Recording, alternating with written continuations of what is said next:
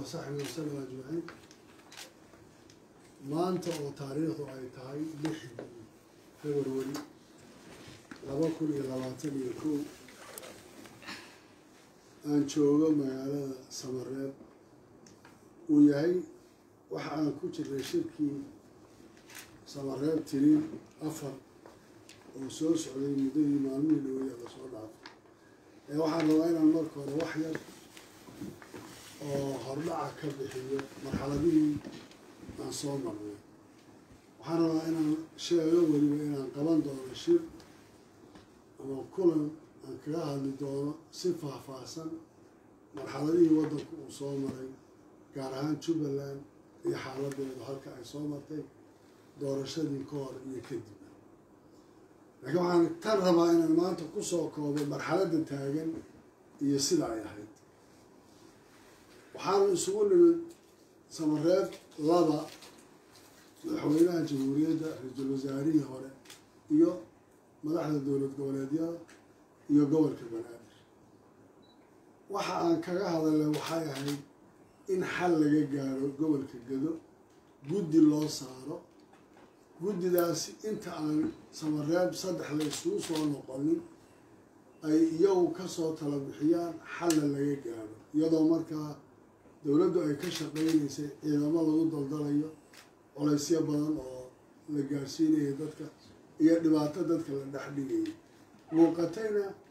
inta ka horeysa shirka dambe intaan aan isugu imanin inta laabada qaado arrintaana madaxweynaha jamhuuriyadda iyo madaxdii kaleba aanu ka wada hadalnay ma ayna dhicin Samareeb tiri ma aanan imanin sababo jiray awgood oo arrintii xukuumaddii iyo waxyaalihii dhacay baa sababay wax tallaabo arrintaa laga qaaday mayna jirin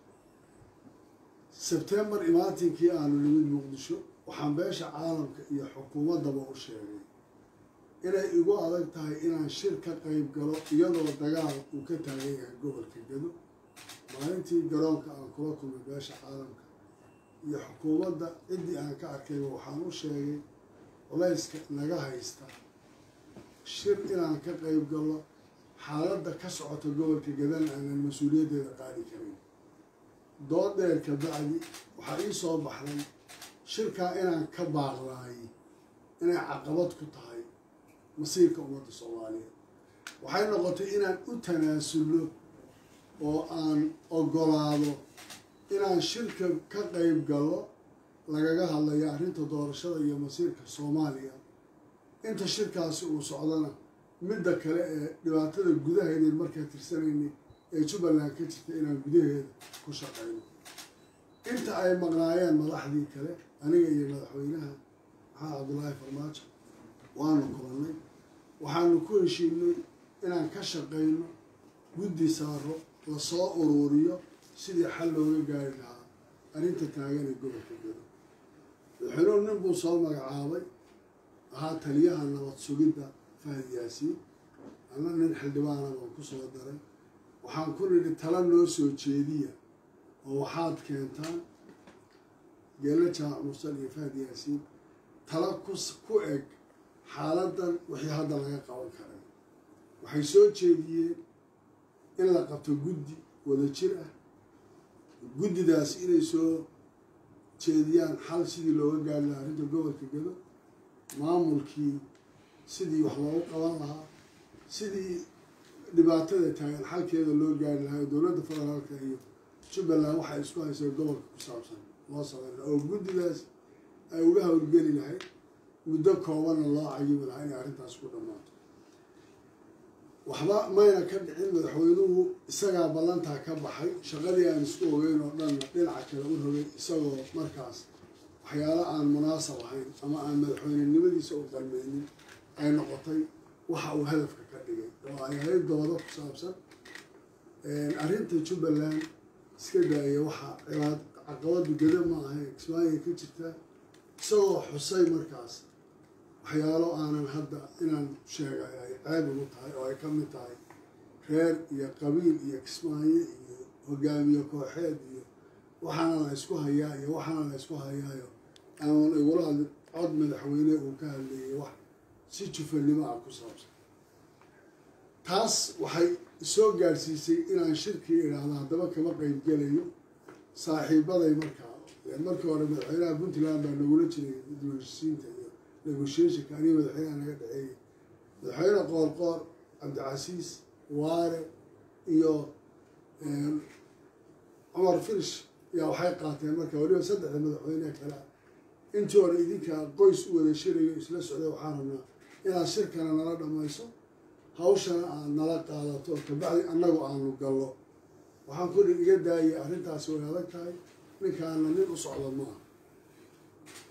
waxaa dhacday markaa inaan sida ugu sharafta badan ee loo dhammayn karayo aan u dhammaynay isla qaadanay labada goobood sida loo qaybin iyo say noqonayso doorashadiina aan go-aankeedii 17 September sidaa ku gaaray intaasi markay dhacday waxaan ka hadlay oo ka mid ah qaybta hadalkii aan ka hadlayay madaxweynuhu stateka dhexdiisa u taallaa siduu u qaybsanayo kuraastiisa ee labada magaalo ugu qaybinaya maadaysi maya buuro 2016 waa la qaybiyey idinku kaan hadda soo yeedhin waan sheegnay waan dhammayn waxay noqotay in nooc loo kala saaro gobolkii oo qabailada qaarkood oo labada meelood ba degaya la yidhahdo hal meel bay wada degaana madaxweynuhu isagoo dan kale markaas uu riixiddaa keenay saaxiibaday markay hawshii dhammaatay jawaab lagama helina nin waliba wuu dhoofay ilaa waa la heshiiskii waa la gaaray maalintii aan tagay Kismaayo 3 maalmood kadib waxaan furay shirkii golaha baarlamaanka ee heer dowlad goboleed furitaankii shirkaan kaga hadlay mowqifkayga sida wax loo qaybiyey aragtida aan qabo taasay ahayd waxay ku salaysan waan ka hadlay waxaan halka u arkayey sida waxu jireen qaybinta la qaybiyey iyo inuu madaxweynuhu walaa ku tagrifalkeedii riixideeda waana la ogaa waana hadal duuban oo yaallo ah maana ka helin wax jawaaba waxaa nagu soo noqday ma jiro halkaa iyadoo taagan tahay waxaan muddo 4 bilooda ku baaqaynay iyadoo markaa 3 qodob oo ka mid ahaa qodobadii laga hadlayay doodoodu soo noqotay oo ka mid ahayd guddiyadii la soo saaray oo laga cabanayay sharxiinta ay ka cabanayeen oo lalahaa waxaa ka buuxa nabad sugid iyo shaqaale dowladeed oo ay ku jirtay in arrinta Somaliland iyo xalkeeda la helo oo ay ka mid ahayd arrinta gobolka Gado oo markaa ciidana lagu daabulayo caqabadaha ay jirtay waxaan marar badan meesha caalamkana u gudbiyey dowladda Soomaaliyeedna kala hadlay waxa aan ka hadlaynaa waa ummad iyo masiirkeeda shir ha la isugu yimaado ha laga wada hadlo si loo hadliyo qodobadan aan ka hadlay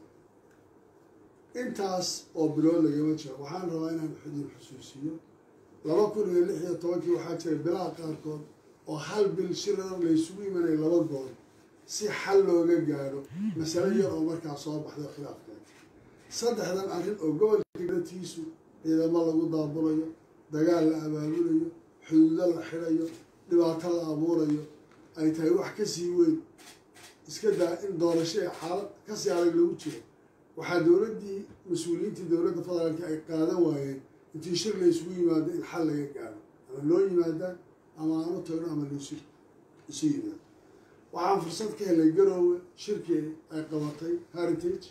kaasoo aanu isugu nimid madaxdii qaranka marka laga soo tago madaxweynaha xafiiskiisa sababta ra'iisul wasaarahana waa laga joogay iyo 2 isteed oo ahaa Hirshabeelle iyo Koonfur Galbeed inta kale meeshaanu ku sugnay dood dheer kadib oo labada aqal guddoonkooda ay joogeen waxaa la yidhi maxaa xala waxaanu qaadanay Jubbaland oon tanaasul ku samaynay war arrinta gobolka Gado waa caqabad taagan caqabaddaa waxaan u baahannahay in laga gudbo si looga gudbo waddankuna uu doorasho u galo khalkhal kalena uuna u sii gelin waxaa muhiim noqotay oo aanu soo jeedinay arrinta gobolka Gado in xalkeeda guddi loo saaro waqti muddo ay noqoto la cayimo laga shaqeeyo arrinta Garbaharre iyo doorashadana si waddanka doorashada uga dhacdo firaaqana uuna u soo bixin oo madaxweynaha maanta halka maalin u hadlay iyo sharci darrada waddanku uu ku dhacayeena ayna u imanin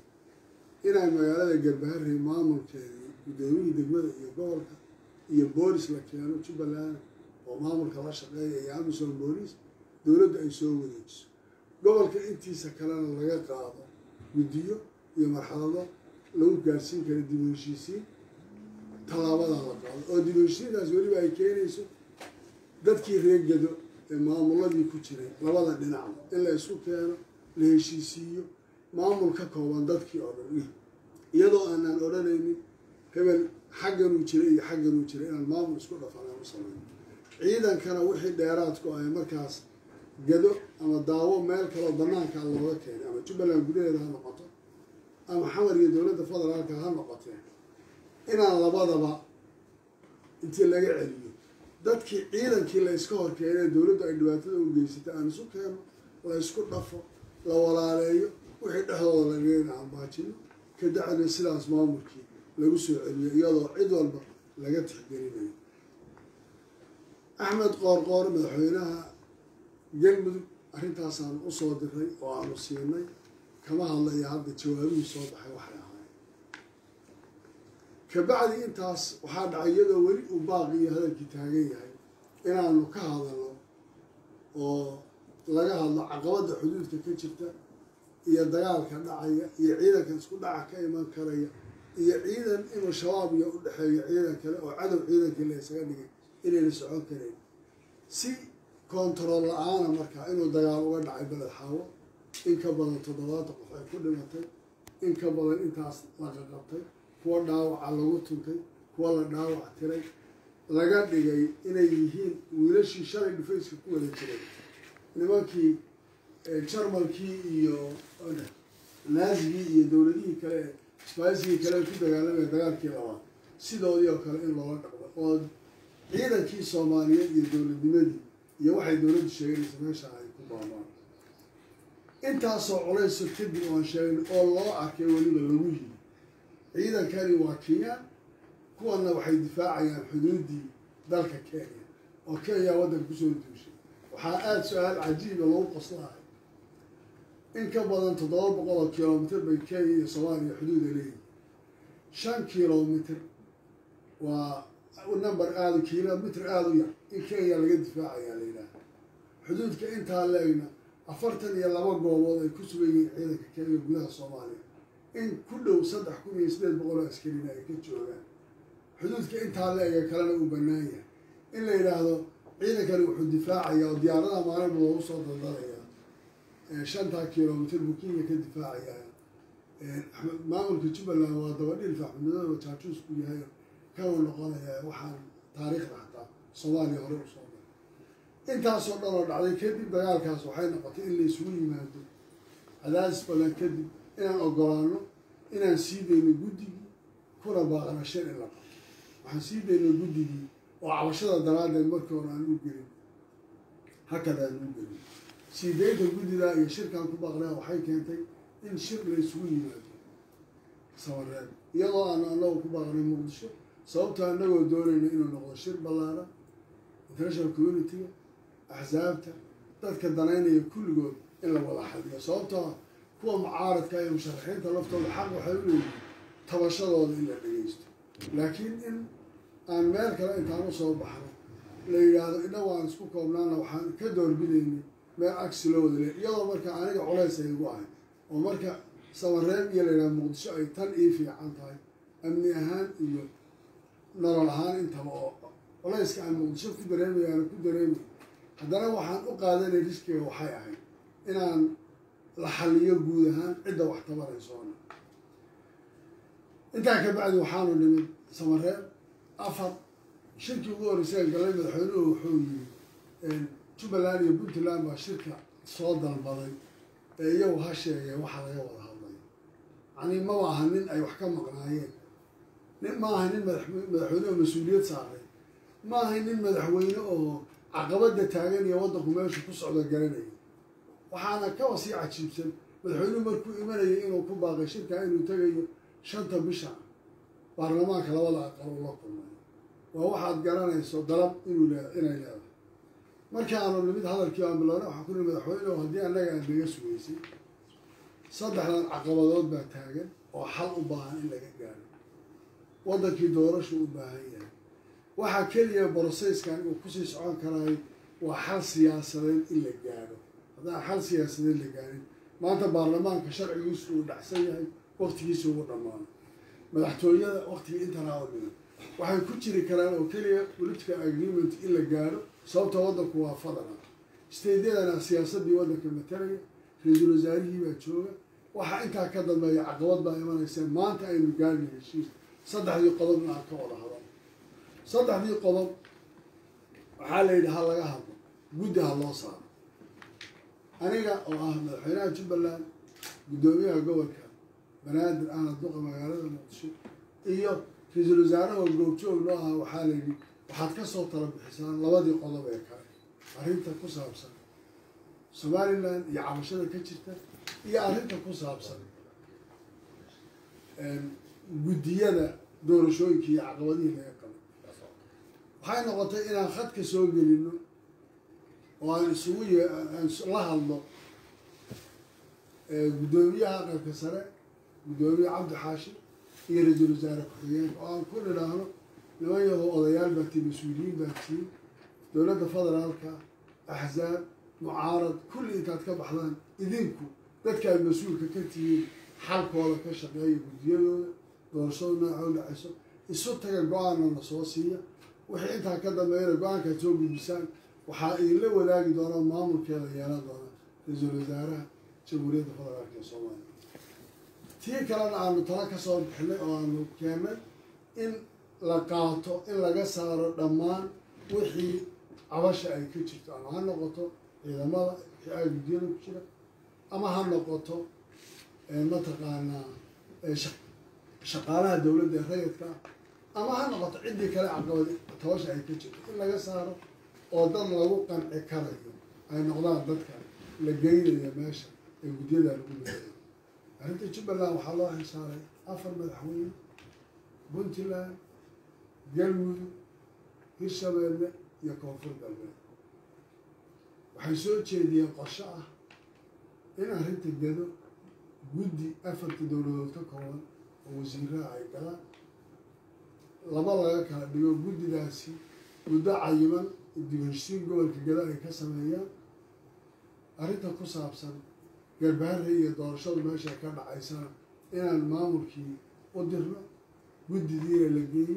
ciidan amsom booliisana la geeyo doorashadana sida ay kaga qabsoonto waxay yidhaahdeen markaa adigu tala dib ugu noqo guddidaadii iyo dadkii kula socday la tasho sidaa hadaya waayahay baan ku weli talaan soo gaarnay halkanaan nimi waxaan u imid mas-uuliyiintii kale oo guddiyada gobol ka mid yahay oo wasiiradii ka mid yihiin waxaan idhi arrintaana jirta maxaa xala in guddoomiyaha gobolka la iska daayo guddoomiyihii degmada la qaato ciidankii aan geyno oo amsom booliisa tagto guddigii loo diro sidaa la yiro intaas aan u gudbiyey saaxiibaday haddana intaan meesha joognaa shirar la galay doodo badan baa la soo celiyey shirar badan baa laysku noqnoqday mar walba markaa madaxweynuhu wuxuu ka hadlayey arrinta gobolka gedo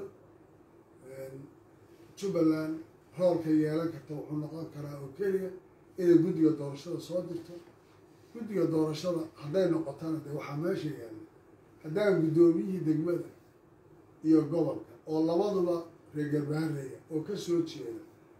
la yidhi haddii madaxweynuhu intuu abaabul sameeyey waa la dhagax tuurayaa lama ogola oo ma tegi karaan ma waxaan u diri karaa guddi doorasho oo soomaali ka kooban oo soomaali qabaa'il kala duwan oo laga yaabo reer garbaharre inaan cidibo kaga jirin intaan u diro miyay noqon karaan inay iyagu ka shaqeeyaan oo guddidu ayna lahayn maamul la shaqaysa sababtoo guddidani bulsho rayad bay la maamultamayaan waxaa lala dhaqmayaa maamul waxaa lala dhaqmayaa dhaqan waxaa lala tacaamulayaa dhalinyaro intaasoo dhan marka haddaan jirin maamul wixii u dhexeeyahay guddidu waxama qaban karayso haddiise iyagii aan la ogolayn guddoomiyihii iyo gobolka iyo degmada ma waxaa tegi karaya markaa guddi kooban oo soomaali ka kooban oo iyagu magaaladii wax ka qaban karay doodaasi markay dheeraatay kabacdi waxaa isku noqdeen nimankii madaxweynayaasha ahaa ee dowlad goboleedyada afarta ahaa iyo waxay soo jeediyeen haddana iyadoo markaa aan ogolaanay guddoomiyaha gobolka iftiiba la reebo guddoomiyaha degmada iyo in la qaado intana ay marto in tala ah axmed oo guddoomiyihii u kaadi degmada waxaan rabnaa guddi inaan u diray garbaharre guddidaasi inay ka soo shaqeeyaan in ay dadka la kulmaan dib u heshiin sameeyaan ay soo jeediyaan marka bal qof kale oo aan hadda guddoomiyaha jooga ahayn ay soo barboos gareeyaan oo la yidhaha qof kalea dadkii isku raacsan yahay waxaan rabnaa guddoomiyaha degmada inaad qofka jubbaland usoo magacdo kabacdina qofkaasi uu noqdo maamulkii jiray isaga iyo amnigiisii lagala shaqeeyo amisom booliis la keeno guddidii la geeyay sidaa ay ku shaqayso warka laygu soo celiyey waxay madaxweynuhu inuu yidhi maya haddii jubbaland ay magacaabaysaba guddidu ha soo jeediyeen odayaasha ha soo jeediyeen hadday magacaabisba jubbaland ay ku leedahay ma aqbalayo oo dhibaataa dhacaysa ma kari karayo marka anugu guddi inaan khatar geliyo laleeyahay guddoomiyihii ay la shaqaynaysa haddaan magacaabo dhib baa ku imaanay waxaan isku daynay wax kasta oo tanaasul aan samayn karna inaan samayno waxaan soo jeedinay oo kale haddii ay sidan tahay arrinta doorashada barintii loo kaadiyo dib u heshiin ha la galo gobolka gado oo dhan ha laga galo garbaari ha laga bilaabo ciidamadii ha laysku dhafo maamuladii ha lasoo waxeeyo gobolkii ha lagu soo celiyo jubbaland gacanteeda kabacdina doorashadii inta broseyska kale uu socday gaaraysahay ha la qabto arrintaa iyadaa madaxweynuhu uu ka goosqabsaday waxaan rabaa inaan idhaa dagaal baa jiro wiilal baa dhimanaya mushkilad baa taagan oo dhib baa jira waxaa madaxweynaha u sheegay madaxweynuhu anigu kuraasta masharax maydi dhan kursi kabaliyi laakiin waxaan rabnaa doorasha inay dhacdo xataa hadday adig kuu soo wada baxaanood kulli adu ka shaqaysanayso waa sideeda wax kuu yaalla laakiin labaa lagu yidhi broseyska ka dhexbaxo kaambeynkaaga ku jira intaan waqtigaa kaa dhammaan waxaan ha kaa dhacdo doorashada ha dhacda ogolo maana dhicin intaasoo dhan madaxweynuhu wuxuu ku soo koobay inuu isku koobo sheegasho hal gobol iyo hal degmo oo soomaaliya ka mida oo degmo ka mida gobolka gado oo kuraas ay taallo uu yidhaahdo aniga unbaa ka talinaya haddaba madaxweynaha waqtigiisu dhammaaday see buu soomaaliya u xukumi karayaa hadduu hal degmo sheegtay oo uu yidhi anaane oo anaa ka soo jeeda oo reerka yagaa dega oo anaa maamulaya oo doorashadeeda maamulaya oo maamulkeeda iskale suurtagal miyay noqonaysaa madaxweynuhu soomaaliyada kale oo dhan inuu isagu mas-uul ka noqdo oo uu yidhaahdo anaa soomaaliya madaxweyne ka deegaan iyo leebalka intaa leegna inuu ku kooban yahay wax dhici karaya maa waana arrin aad iyo aad looga waxnaa waxaan ku baaqay waxaan diyaar u ahayn wax kasta oo laloo soo jeediy waxaan u taagnayn si kasta oo doorasho nabada ay ku dhici karayso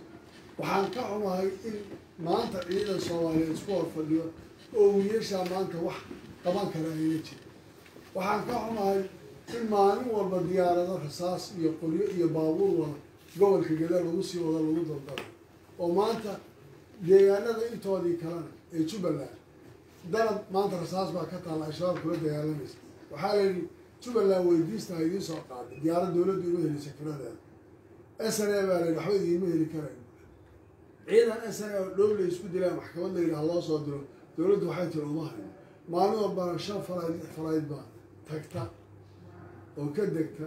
oo shaqo ka qabata oo hubgeysa oo rasaasaysa dhibaato aada u weyn weyn waxaan diyaar u ahayn oo intaa ka hadlaynin oo meel caalam iyo madaxda soomaaliyeedba kaga hadlaynin war waddankaan hala badbaadiyo maanta waxay taagan tahay in madaxweynihii uu ballansaday baarlamaan waqtigiisii dhammaaday iyo isaga oo berri waqtigiisii ay ka hadlay waxaan rabaa baarlamaanka soomaaliyeed inaan u sheego waddankan dhibaataha gelinida su-aal baa imanaysa 4 sano madaxweynahaan arkay waddan ma maamulaynin yaa maamulayay xaggeesa waddankan uu ku socdaa 4 sano kadibna sharciyadda maanta baarlamaan lagula hadlayo iyo waxa la soo saaraya maxay noqonaysaa soomaaliyay dagaal qabiil ma aha dagaal sokeeyo ma aha 91 ma aha system iyo dastuur baa leenahay isaga hala ilaaliyo ra-iisul wasaare jooga xukuumad ka hertee karaa jiri karta waxay la tahay in dadka soomaaliyeed si degan iyo beesha caalamkaba waddankan arrintiisa looga fiirsado waxa uu xalay ninka hadlaya magaca dowladda ku hadlayay aqriyayeen wax sax ah mayna ahay inta barobooskay soo jeediyeen madaxduna waa la yaqaanaa inta aan compromise-ga laga tanaasulna waa la yaqaanaa waan ka hadli doonaa markaan kismaayo nabad ku tago haddii la yidhaahdo taariikh dheer baan ka hadli doonaa doorashadii jubbaland baan ka hadli doonaa 2 sano ka hor oo waddanku dowladdu ay diiday in shir la isugu yimaado yaan ka hadli doonaa aad baad u mahadsantiina هذا وبالله التوفيق والسلام عليكم ورحمة الله وبركاته.